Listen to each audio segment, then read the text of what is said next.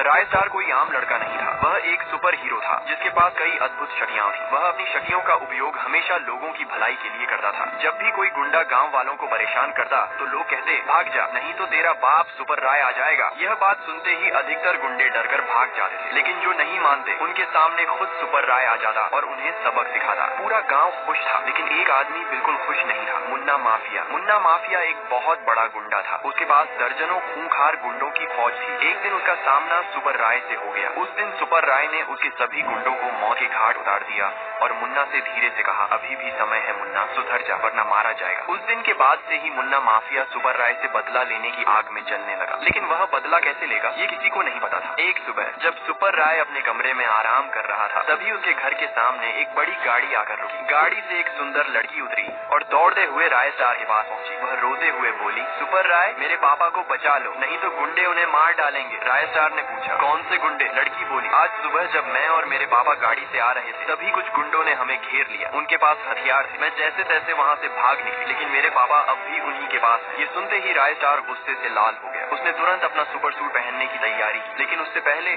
अगर आपको यह कहानी पसंद आ रही हो तो वीडियो को लाइक करें और कमेंट में नाइस जरूर लिखें। इसके बाद सुपर राय उस जगह पहुंचा, लेकिन वहाँ सब कुछ खामोश था। चारों तरफ सन्नाटा फैला हुआ था। एक कोने में एक आदमी की लाश पड़ी थी। जैसे ही लड़की ने उस लाश को देखा, वह जोर जोर से रोने लगी। पापा, आप मुझे छोड़कर क्यों चले गए? अब मैं कैसे जीऊंगी? लड़की को रोता देख सुपर राय बहुत उदास हो गया। उसने कहा, तुम चिंता मत करो, तुम मेरे साथ मेरे घर चलो, वहाँ बहुत जगह है। ये सुनकर लड़की ने एक अजीब सी मुस्कान दी। उस दिन से दोनों एक ही घर में रहने लगा था। एक सुबह जब राय स्टार किसी जरूरी काम से बाहर गया तो वह लड़की पीछे के रास्ते से चुपचाप निकल गई। वह एक सुनसान फैक्ट्री के पास पहुंची, जहाँ मुन्ना माफिया और उसके आदमी उसका इंतजार कर रहे थे। मुन्ना बोला, प्लान ठीक से काम कर रहा है ना? लड़की ने धीरे से कहा, हाँ। राय स्टार पूरा का पूरा बेवकूफ है। असल में वह लड़की मुन्ना माफिया की गर्लफ्रेंड थी। ये सब मुन्ना का एक खतरनाक प्लान था। मुन्ना ने लड़की को एक दवाई दी और कहा, इसे सुपर राय पर फेंक देना। लड़की दवाई लेकर चुपचाप वहाँ से चली गई। उसी रात राय स्टार और वह लड़की दोनों सो रहे थे। तभी धीरे से लड़की उठी और उसने वह दवाई राय स्टार पर फेंक दी। अचानक राय स्टार के घर के अंदर से एक अजीब सी रोशनी निकलने लगी। अगली सुबह राय स्टार अभी सो ही रहा था कि तभी उसे गाँव वालों की चीख पुकार सुनाई दी। वह घबरा गया और भागता हुआ बाहर आया। बाहर उसने देखा लोग इधर उधर भाग रहे थे और मुन्ना माफिया अपने गुंडों के साथ गाँव वालों को कुत्तों की तरह मार रहा था। पूरा गाँव तबाह हो चुका था। राय स्टार मुन्ना के पास गया और बोला, क्यों रे मुन्ना, पिछली बार तुझे कुत्ते की तरह मारा था, भूल गया क्या? या फिर से याद दिलाऊं? मुन्ना हंसे हुए बोला, वह बात मैं कैसे भूल सकता हूँ, उसी का बदला लेने आया हूँ। ये सुनते ही राय स्टार को गुस्सा आ गया। उसने कहा, लगता है तुझे सबक सिखाना ही पड़ेगा। उसने अपना सुपर सूट पहनना चाहा, लेकिन उसकी शक्तियाँ काम ही नहीं कर रही थी। तभी उसकी नजर मुन्ना के पीछे खड़ी उस लड़की पर पड़ी। अचानक उस लड़की ने वही दवाई मुन्ना माफिया पर भी फेंकी और देखते ही देखते मुन्ना माफिया भी एक सुपर विलेन बन